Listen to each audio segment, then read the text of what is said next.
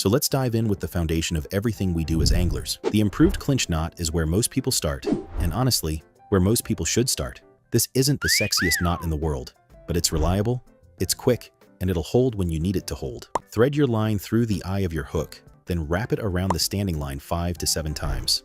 The key here is consistency in your wraps. Too few and it slips, too many and it weakens the line. Bring that tag end back through the loop you created near the eye, then thread it through the larger loop you just formed. Wet it down and pull it tight slowly. But here's where most people screw this up. They yank it tight like they're starting a lawnmower. That creates heat damages your line, and damaged line breaks. Smooth, steady pressure is what locks this knot into place properly. The Palomar knot takes everything good about the improved clinch and makes it better. This is the knot that guides reach for when they absolutely cannot afford to lose a fish. Double your line and pass it through the hook. Tie a simple overhand knot with the doubled line, but don't tighten it yet. Pass the hook through the loop you just created, wet everything down, and pull both the tag end and standing line simultaneously. What makes the Palomar special isn't just its strength, it's how it distributes stress.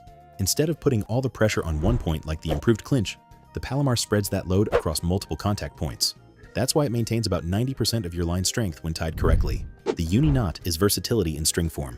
This single technique can connect hooks, join 2 lines together, or attach your line to a swivel. Pass your line through the hook eye and bring it back parallel to the standing line. Create a loop and pass the tag end through it 5 to 7 times, depending on your line diameter. The thicker your line, the fewer wraps you need. Here's the genius of the uni knot. You can slide it tight against the hook eye for maximum strength, or leave it loose to create a loop knot that gives your lure more action. That flexibility makes it incredibly valuable when you're changing tactics throughout the day. The blood knot connects 2 lines of similar diameter better than anything else out there. This is your go-to when you're building leaders or repairing broken line. Take the ends of both lines and wrap each around the other 5 times. Pass both tag ends through the center opening in opposite directions.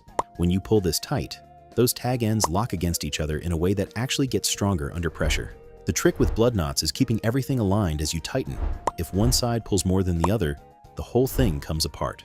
Equal pressure on both sides creates a connection that's often stronger than the line itself. Loop knots deserve their own category because they solve a problem that solid connections can't touch. When you want your lure to move naturally in the water, a rigid connection kills all that action. The perfection loop gives you a strong, permanent loop that won't slip or bind. Start with a loop in your line, then create a second loop behind the first one. Pass the tag end through both loops from behind, then pull the second loop through the first. When you tighten this down, you get a loop that sits perfectly perpendicular to your line, giving your lure maximum freedom of movement. The non-slip loop knot, sometimes called the cray loop, takes that concept and makes it adjustable. Pass your line through the hook eye, tie an overhand knot about 6 inches up the line, then pass the tag end back through the hook eye again. Wrap the tag end through the overhand knot 5 times, wet it down, and tighten by pulling the standing line. What sets this apart is how the loop size stays exactly where you set it. Unlike other loop knots that can tighten down under pressure, the non-slip loop maintains its shape no matter how hard a fish pulls. The surgeon's knot connects lines of different diameters better than almost anything else. When you need to attach a heavy leader to light main line, or connect fluorocarbon to braid, this is your answer. Lay the 2 lines parallel with about 6 inches of overlap. Tie a simple overhand knot using both lines as if they were one, then pass both tag ends through the loop again. Pull all 4 ends simultaneously to tighten. The beauty of the surgeon's knot is its simplicity. No complex weaving, no confusing steps, just 2 passes through a loop and you're done. It retains about 85% of the weaker line's strength, which is exceptional for such a simple connection. The Albright knot handles extreme diameter differences that would make other knots fail. When you're connecting 50-pound leader to 12-pound main line, or joining wire to monofilament, this is what works. Create a loop in the heavier line, pass the lighter line through, and wrap it around both legs of the loop 10 times. Pass the tag end back through the loop in the same direction it entered, then slowly pull everything tight while working the wraps together. This knot actually gets stronger as the diameter difference increases, which seems counterintuitive, but makes perfect sense when you understand how the wraps distribute pressure. Braid to fluorocarbon connections require special handling because these materials behave completely differently under load. The FG knot creates a connection so smooth it'll pass through your guides without catching, yet strong enough to handle trophy fish. Hold your fluorocarbon leader in your non-dominant hand with about 10 inches of working length. Wrap your braid around the fluorocarbon 20 times, keeping consistent tension. Lock these wraps in place with a series of half hitches, alternating the direction with each one. Finish with a couple of overhand knots using both lines together. The complexity pays off with a connection that maintains nearly full line strength while creating virtually no weak points along its length. The Alberto knot bridges that gap between braid and mono when you need something bulletproof but don't have time for the FG's complexity. Double over about 8 inches of your fluorocarbon leader and pass your braid through that loop. Wrap the braid around both legs of the doubled leader 7 times, then bring it back through the loop alongside itself. When you cinch this down, the braid essentially weaves itself into a locked position that distributes stress across multiple contact points. What makes the Alberto special is how it handles sudden shock loads. Where other connections might slip or fail when a big fish makes that first explosive run, the Alberto actually tightens down harder under pressure. The dropper loop creates a perpendicular connection right in the middle of your line without cutting anything. This is essential for multi-hook rigs and drop shot setups. Create a loop in your line about 6 inches long, then twist one side of that loop 8 to 10 times. Pass the original loop through the center opening you just created, wet everything down, and pull the standing lines in opposite directions. When tied correctly, you get a loop that stands straight out from your main line at a perfect 90-degree angle. This positioning is crucial for preventing tangled rigs and ensuring each hook fishes independently. The snell knot connects directly to the hook shank instead of the eye, creating a straight line pull that drives hooks home more efficiently. Thread your line through the hook eye from the point side, then wrap it around the shank and through the eye 6 times. Keep these wraps tight against each other as you work toward the hook point. Pull the tag end to lock everything in place. This connection changes how hooks set because the pulling force comes from the shank rather than the eye. That straight line pressure penetrates better and holds more securely than eye-tied hooks, especially with circle hooks designed for this type of connection. Wire leaders require completely different techniques because wire doesn't behave like monofilament or braid. The haywire twist is the gold standard for single-strand wire connections. Make 5 barrel twists where both the tag end and standing wire rotate around each other. Then add 5 handle twists where only the tag end wraps around the standing wire. Break off the excess tag end with a sharp bend rather than cutting it. The barrel twists create the strength, while the handle twists prevent the connection from unraveling. Never use pliers to make these twists because tool marks create stress concentrations that cause premature failure. For multi-strand cable, crimps provide the most reliable connection. Strip back the outer coating, insert the wire through your terminal tackle, then back through the crimp sleeve. Position the crimp about 1/8 inch from the end of the wire coating and squeeze it down with proper crimping pliers, not regular pliers. The key is using the right size crimp for your wire diameter. Too small and you'll damage the wire strands. Too large and the connection won't hold properly. The trilene knot adds an extra wrap through the hook eye that significantly increases holding power with monofilament. Pass your line through the hook eye twice, creating a small loop against the eye. Wrap the tag end around the standing line 5 times, then pass it back through that double loop at the hook eye. This extra pass distributes stress more evenly and prevents the line from cutting itself under pressure. Tournament anglers swear by this knot because it maintains strength while giving lures slightly more action than a standard clinch knot. The Rapala knot combines the best features of a loop knot with the security of a clinch-style connection. Tie a loose overhand knot about 6 inches from your tag end. Pass the line through the hook eye, then back through the overhand knot. Wrap the tag end around the standing line 5 times and pass it through the overhand knot again, then through the loop you just created. Pull everything tight slowly to avoid heat buildup.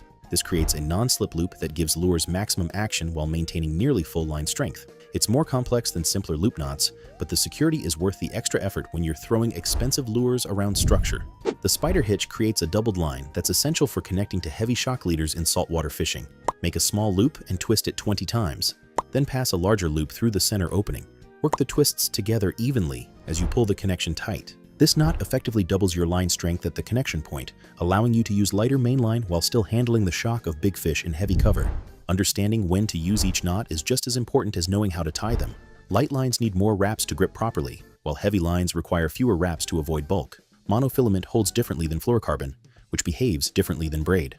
Match your knot choice to your specific situation rather than using the same connection for everything. The difference between losing fish and landing them often comes down to these small details that most anglers overlook. Every knot has its place, every connection serves a purpose, and knowing which tool to reach for in each situation will transform your success on the water. Practice these connections at home until they become automatic. When you're fighting a fish in low light with cold hands, muscle memory is all you have. The knots that feel natural and tie quickly are the ones that'll serve you best when it really matters. Your knots are only as strong as your weakest technique. Take the time to learn these properly. Practice them until they're perfect, and never compromise on the details that separate fish in the boat from fish swimming away. The bass family. These predators are found on virtually every continent except Antarctica, and they've earned their reputation as some of the smartest fish in freshwater. Largemouth bass are the kings of North American waters, with their massive mouths capable of swallowing prey nearly half their own size. What makes them truly incredible is their intelligence. These fish learn from experience, remember successful feeding locations, and can even recognize individual anglers who frequent their waters. Smallmouth bass take aggression to another level entirely. Pound for pound, they're considered some of the strongest fighting fish in freshwater. When hooked, they'll launch themselves completely out of the water in desperate attempts to throw the lure. Their bronze coloration and distinctive dark vertical bars make them unmistakable, but it's their ferocious temperament that sets them apart from their largemouth cousins. Moving into the sunfish family, we encounter some of freshwater's most colorful residents. Bluegill might seem like simple panfish, but their spawning behavior is absolutely fascinating. Males create perfectly circular nests in shallow water, fanning away debris with their tails until they've crafted the perfect nursery.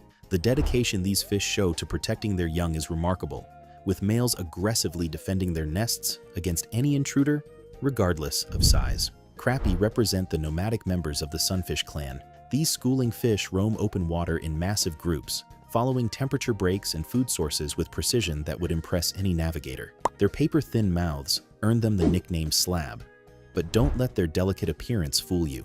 Crappie are voracious predators that can strip a minuscule bear in minutes. Now let's talk about the catfish family, because these whiskered bottom dwellers are absolutely fascinating. Channel catfish possess one of the most sophisticated sensory systems in the aquatic world. Those whiskers aren't just for show. They're loaded with taste buds that can detect chemical signatures in the water from incredible distances. A channel cat can literally taste its way to food in complete darkness. Blue catfish take size to an entirely different level. These river giants can exceed 100 pounds and live for several decades. What's truly incredible is their adaptability. Blues have colonized river systems across the country, often becoming the apex predator in their new environments. Their ability to thrive in both flowing and still water makes them one of freshwater's most successful species. Before I explain the next species, if you're enjoying this breakdown and want to see more videos like this, make sure to hit that subscribe button. It means a lot, as I'm almost at 1,000 subscribers, and it will cost you nothing. Anyways, now moving on to the next fish family.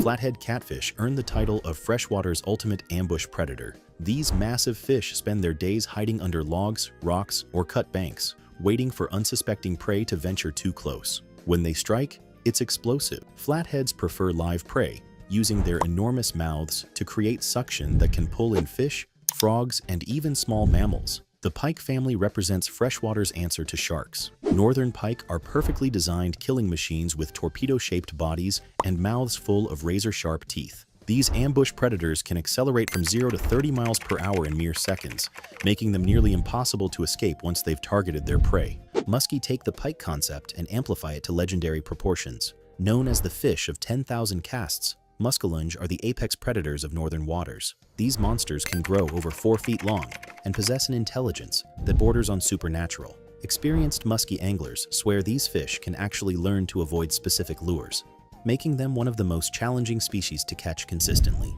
Walleye might not look intimidating, but they're arguably the most efficient predators in freshwater. Their large reflective eyes give them incredible low-light vision, allowing them to hunt effectively at dawn, dusk, and even on cloudy days when other fish struggle to see. This advantage makes them incredibly successful in their preferred habitat of deeper, clearer waters. The salmon family includes some of freshwater's most impressive migrants. Chinook salmon can grow to enormous sizes, with some specimens exceeding 50 pounds. Their spawning runs are legendary, with fish traveling hundreds of miles upstream to reach their natal waters. The transformation these fish undergo during spawning is remarkable, with their bodies changing color and shape as they prepare for reproduction. But we're just getting started with this incredible journey through freshwater fish families. The diversity we've covered so far only scratches the surface of what's living in our rivers, lakes, and streams. The carp family opens up an entirely different world of freshwater fishing, and these fish are way more impressive than most people realize.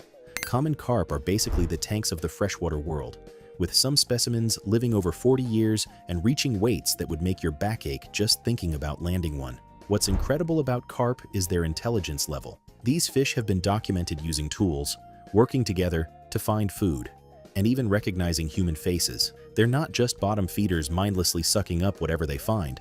They're calculating predators that can outsmart even experienced anglers. Grass carp take vegetation management to a whole new level. A single grass carp can consume up to 3 times its body weight in aquatic plants every single day. These living lawnmowers were originally introduced to control invasive plant species, but they've proven so effective that they're now essential management tools in many water systems. Watching a grass carp methodically work through a weed bed is like watching nature's most efficient harvesting machine in action. Buffalo fish represent some of the most underappreciated giants in North American waters. These massive filter feeders can live for over a century, making them some of the longest-lived freshwater fish on the continent. Their distinctive humped backs and downward-pointing mouths make them perfectly designed for their bottom-feeding lifestyle. And their size can be absolutely shocking to anglers who hook into one expecting a smaller species. The sucker family might not have the most appealing name, but these fish play crucial ecological roles in freshwater systems. Red horse suckers are the cleanup crew of river systems, constantly working the bottom to process organic matter and keep waterways healthy.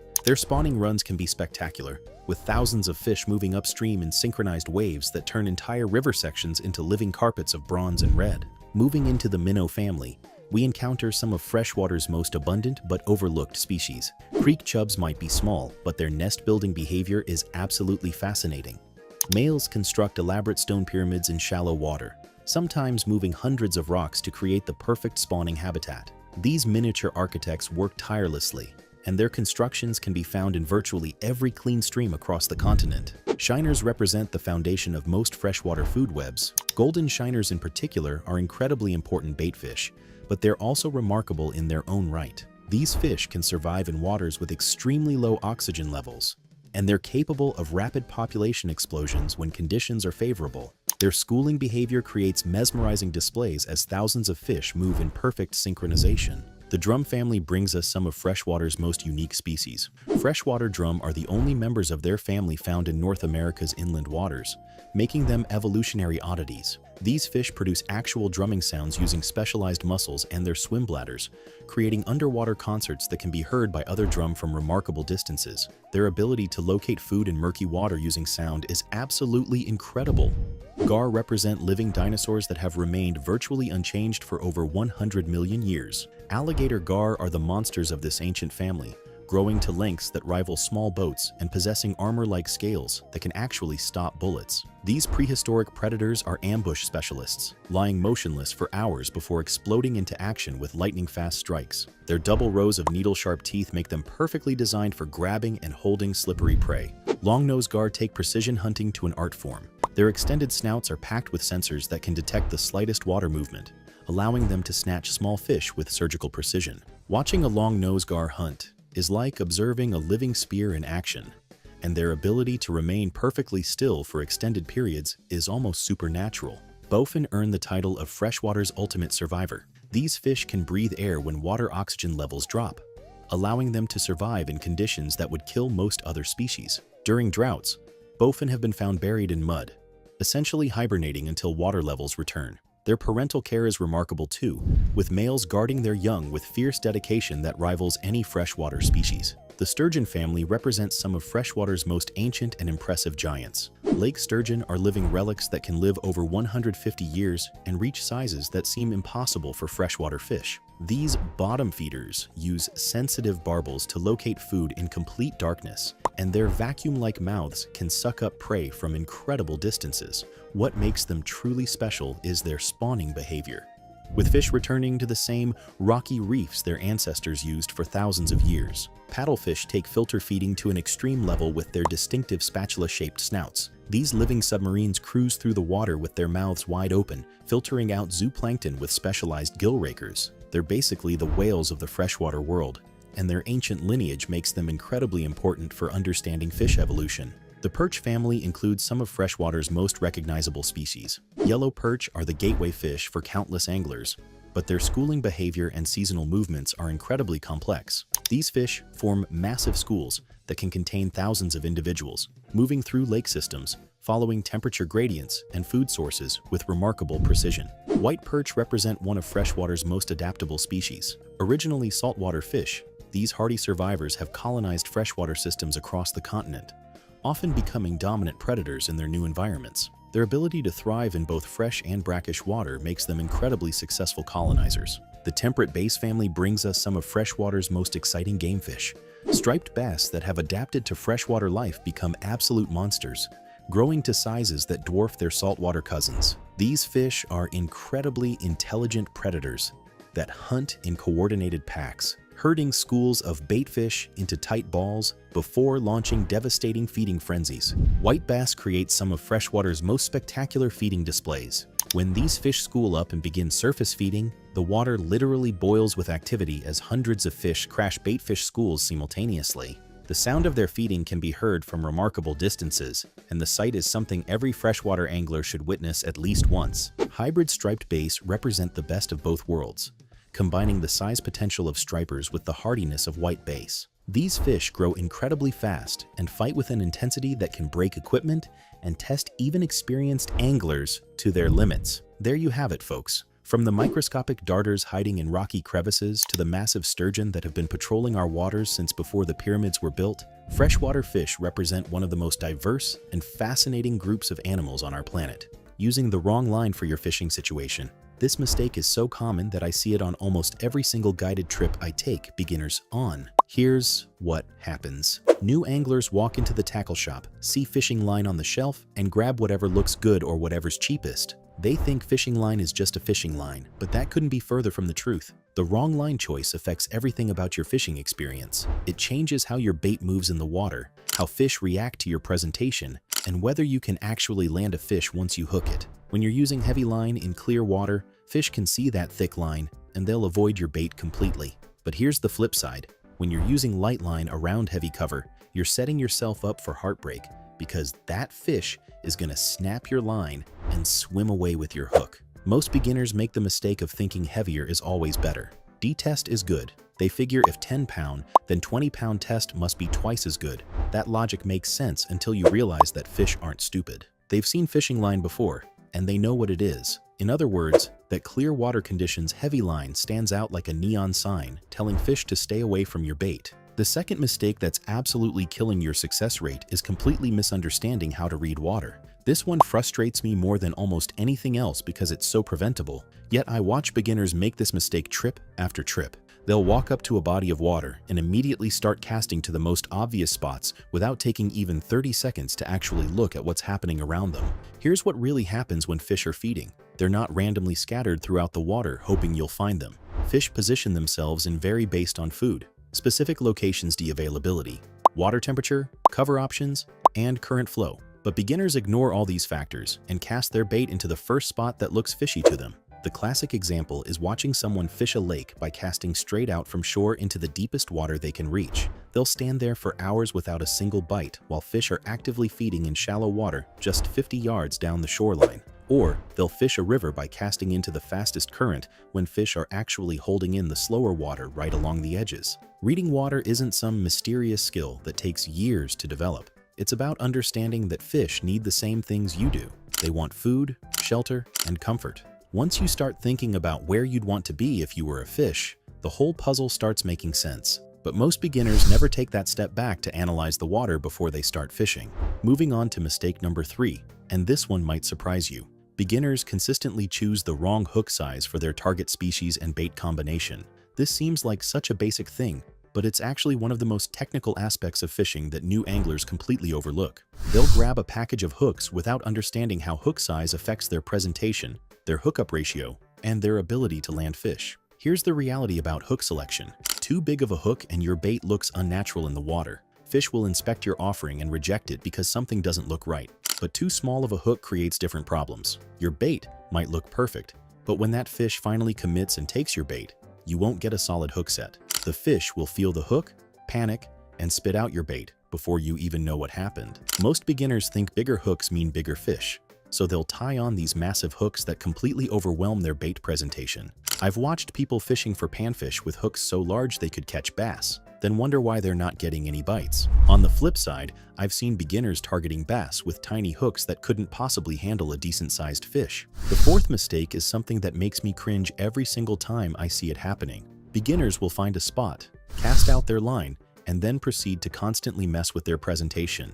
They can't sit still for more than 2 minutes without reeling in to check their bait, adjust their weight, or try a different spot. This constant motion is absolutely destroying their chances of catching fish. Fish are naturally cautious creatures, especially in areas where they see a lot of fishing pressure. When you're constantly casting, reeling in, and recasting, you're creating disturbance after disturbance in the water. Every splash, every movement, Every vibration is sending signals to nearby fish that something isn't right in their environment. But there's another layer to this mistake that most beginners don't understand. Fish feeding patterns aren't based on your schedule or your patience level. Sometimes fish need time to find your bait, investigate it, and decide whether it's worth the risk. When you're constantly moving your presentation, you're never giving fish that opportunity to commit to your offering. The most successful anglers understand that patience isn't just a virtue in fishing, it's a fundamental requirement. They'll cast to a promising spot and give their bait enough time to work properly. They understand that fish might need 5 minutes,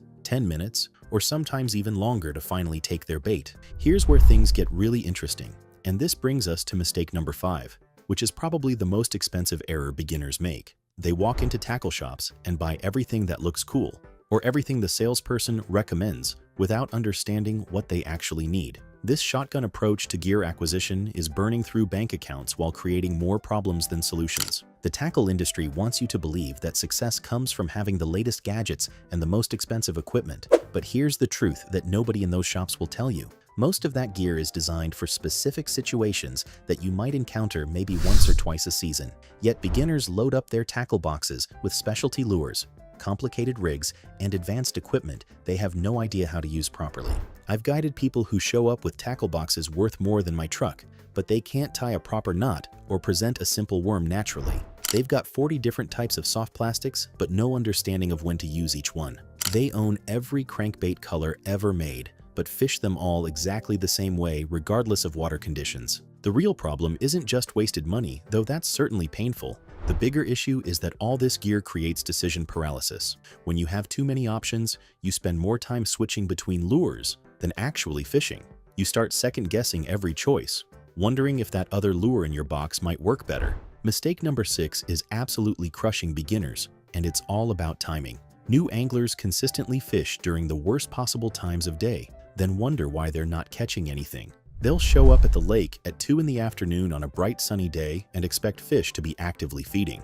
Then they get discouraged when nothing happens and assume they just aren't cut out for fishing. Fish are cold-blooded creatures, which means their activity levels are directly tied to environmental conditions. During those bright, hot midday hours, most fish species move to deeper, cooler water, where they become much less active. They're not actively hunting for food, they're not moving around much, and they're certainly not interested in chasing down your bait. But beginners don't understand these natural patterns because nobody explains them. They think fishing is like going to a restaurant where the fish are always ready to bite whenever you show up. The reality is that fish have preferred feeding times, and if you're not on the water during those windows, you're fighting an uphill battle. Early morning and late evening are when most fish species feed most actively. The lower light conditions make them feel more secure about venturing into shallow water to hunt. The cooler temperatures increase their metabolism and activity levels. Water movement from wind or current becomes more attractive because it helps disguise their presence from prey. Moving into mistake number 7,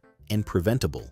Beginners make this one really gets under my skin because it's completely way too much noise while they're fishing. They stomp around on docks, slam tackle boxes shut, have loud conversations, and basically announce their presence to every fish in the area. Then they act surprised when nothing bites. Sound travels incredibly well through water, much better than it does through air. Every footstep on a dock, every dropped piece of equipment, every loud voice is sending vibrations directly to fish that are already naturally suspicious of anything unusual in their environment. Fish associate these sounds with danger, and their immediate response is to move away from the disturbance or become much more cautious about feeding. The most successful anglers move quietly and deliberately around the water. They close tackle box lids gently.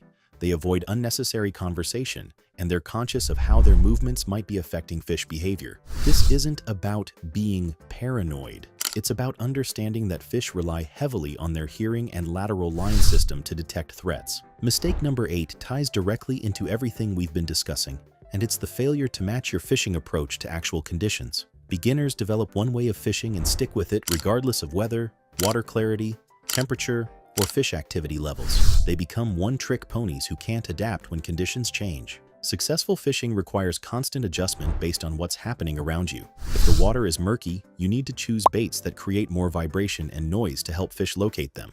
If the water is crystal clear, you need to downsize your presentation and use more natural colors. If fish are inactive due to a cold front, you need to slow down your retrieve and work your bait more subtly. But beginners resist making these adjustments because they're comfortable with what they know. They'd rather stick with their favorite lure, and hope it eventually works rather than analyzing conditions and adapting their approach. This stubborn approach to fishing is keeping them from developing the skills they need to become consistently successful. The final mistake we need to discuss is perhaps the most fundamental error of all. Beginners give up too quickly when they don't immediately catch fish. They expect instant gratification in a sport that often requires patience, persistence, and the willingness to learn from failure. After one or two unsuccessful trips, they assume they're just not good at fishing and either quit entirely or continue making the same mistakes over and over. Fishing is a skill that improves with experience, observation, and the willingness to adapt. Every unsuccessful trip provides valuable information about what doesn't work in specific conditions, but beginners see these trips as failures rather than learning opportunities, which prevents them from developing the knowledge base they need for long-term success. In this complete guide, we're going to break down everything you need to know about river fishing. We're talking about reading water like a book, understanding exactly where fish position themselves and why, mastering the techniques that actually work in current, and choosing the right gear for different river conditions. But before we dive into the techniques and tactics, we need to start with the foundation. Understanding river structure and fish behavior is absolutely critical because everything else builds on this knowledge. Most anglers skip this part and jump straight to the flashy techniques, which is exactly why they struggle to catch fish consistently. Rivers are dynamic, living systems that are constantly changing. The current shapes every aspect of how fish live, feed, and position themselves. Unlike still water where fish can position anywhere, moving water creates specific zones where fish will be and other areas where they simply won't. Learning to identify these zones is the difference between fishing and actually catching fish. Let's start with current breaks, which are probably the most important feature you need to understand. Current breaks are areas where the flow is disrupted or slowed down, creating pockets of calmer water within the main flow. These spots are absolute magnets for fish because they provide relief from the constant energy expenditure of fighting current while still allowing easy access to food drifting downstream. Boulder fields create some of the most obvious current breaks. When water hits a large rock, it deflects around both sides and creates a pocket of slower water immediately downstream. Fish will position themselves in these pockets, facing upstream, waiting for food to come to them. The key is understanding that fish won't be directly behind the rock where the current creates turbulence, but slightly downstream where the water settles into a more predictable flow pattern. If you're finding this helpful so far and want more tips on fishing, make sure to hit that subscribe button. It's free and helps me keep making videos like this for you. Undercut banks represent another prime current break that many anglers overlook. As water flows around bends, it erodes the outside bank, creating overhanging ledges. These undercuts provide both current relief and overhead cover, making them ideal holding spots for larger, more cautious fish. The deeper the undercut, the better the fishing potential. Eddies form where side currents meet the main flow, creating circular current patterns that trap food and provide easy feeding opportunities. You'll find eddies below points, behind large boulders, and anywhere the river's flow is redirected. Fish love these spots because food gets concentrated and they don't have to work hard to intercept it. Now, let's talk about depth changes, which create another category of prime fishing spots. Drop-offs, whether they're gradual or sudden, concentrate fish because they provide different feeding zones at different depths. The transition zone where shallow water drops into deeper water is particularly productive because it offers fish options. They can move shallow to feed aggressively or drop deep when they feel pressured. Pools are the deep, slow-moving sections of river that often hold the largest fish. These areas provide refuge during high water, comfortable temperatures during extreme weather, and staging areas during spawning seasons. The head of a pool, where faster water enters and slows down, is typically the most productive area because it concentrates drifting food. Riffles might look too shallow and fast to hold fish, but they're actually incredibly important feeding areas. The turbulent water in riffles oxygenates the water and dislodges aquatic insects, creating feeding opportunities. Fish will often move into riffles to feed, especially during low light conditions when they feel more secure in the shallow water. Understanding seasonal fish behavior adds another layer to successful river fishing. During spring, fish are often shallow and aggressive as they recover from winter and prepare for spawning. Summer finds fish seeking deeper, cooler water during the day but moving shallow during morning and evening feeding periods. Fall triggers aggressive feeding behavior as fish prepare for winter, while winter pushes fish to deeper, slower pools where they can conserve energy. Water temperature plays a massive role in fish activity levels and feeding behavior. Cold water slows fish metabolism, making them less aggressive and more selective about expending energy to feed. Warm water increases metabolism, making fish more active but also more oxygen dependent. The sweet spot for most species falls between 60 and 70 degrees, where fish are active but not stressed. Water clarity dramatically affects your approach and success rates. In clear water, fish can see your line, your lure, and you from much greater distances. This makes them spookier and more selective about what they'll eat. You'll need to use lighter line, more natural presentations, and stay farther back from the water's edge. Polarized sunglasses become absolutely essential because they let you spot fish before they spot you. Murky water flips the script completely. Fish rely much more heavily on vibration, scent, and sound to locate food. This is when noisy lures, bright colors, and aggressive presentations really shine. You can get much closer to the fish, use heavier line, and don't need to worry as much about perfect presentations. Reading water flow patterns separates successful river anglers from those who just cast and hope. Fast water creates feeding opportunities, but also presents challenges. Fish in fast current are opportunistic feeders who need to make quick decisions about what to eat. Your presentations need to look natural, but also get noticed quickly. Slow water requires a completely different mindset. Fish have more time to inspect your offering, which means your presentation needs to be nearly perfect. They can follow lures for long distances, examining every detail before deciding whether to strike. This is where finesse techniques and natural presentations become critical. Current seams are one of the most productive features that many anglers completely miss. These are the visible lines where fast current meets slow current. Food gets concentrated along these seams, and fish position themselves right on the edge where they can dart into the fast water to grab food, then immediately return to the slower current to rest. Now let's talk about the gear that actually matters for river fishing. Your rod selection needs to match the specific conditions you're facing. For small streams with limited casting room, shorter rods in the 6 to 7 foot range give you better control and accuracy. Larger rivers with long casts and big fish require longer rods that provide leverage and casting distance. Rod action becomes critical when fighting fish in current. Fast action rods load quickly and provide excellent hook setting power, but they can be unforgiving with light line. Moderate action rods are more forgiving and better for playing fish in current, but they might not provide enough backbone for heavy cover situations. Reel selection depends on your target species and the specific challenges of your river. High gear ratios help you keep up with fish that run downstream, while lower gear ratios provide more cranking power for bringing fish up from deep water or fighting them in heavy current. Line choice can make or break your river fishing success. Monofilament stretches, which can be good for shock absorption when fighting fish, but bad for hook sets in current. Fluorocarbon is nearly invisible underwater and sinks, making it excellent for clear water situations. Braided line has no stretch, providing excellent sensitivity and hook setting power,